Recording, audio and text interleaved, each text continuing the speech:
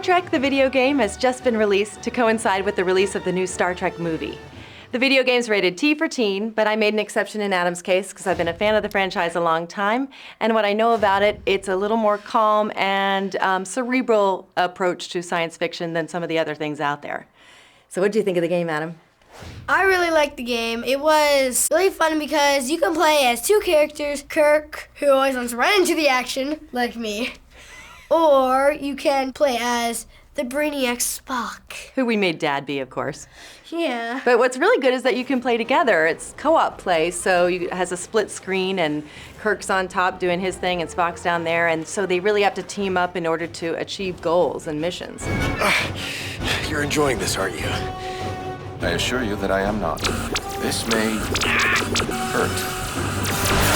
What I liked about this game was there is something that's happening against Kirk and Spock that shows in the beginning of the game, and they're fighting. But they're friends in the rest of the game. Yes, but I really don't know what's happening. I want to know what's happening. Surrender may be our only option. No! Don't give him an inch!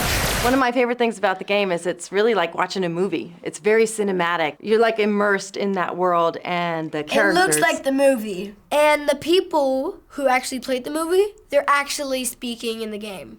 Will the suits hold up out there? With the solar shield failing, direct exposure would mean certain death.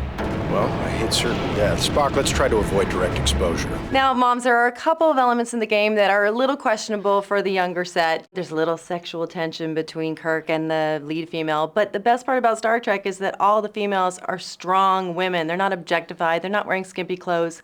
They are there fighting the battles right alongside the men. There's a little bit of violence, but it's, again, Star Trek version of violence. It's not the kind of first-person shooter game that is out there that I don't want to expose Adam to. It's not that bloody. It's not even bloody at all to my taste. I mean, there might be some imagery that would be scary for 10 and younger, like one of the space walks that you were doing when the characters died, they kind of float away. It's a little eerie looking, might be a little harsh for a young one. But you didn't find anything scary in the game, did you? No. Officer, where is the captain of this station? This way. You must hurry.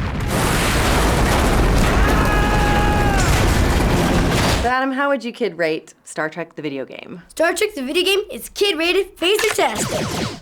And for me, it's mom approved for 10 and up.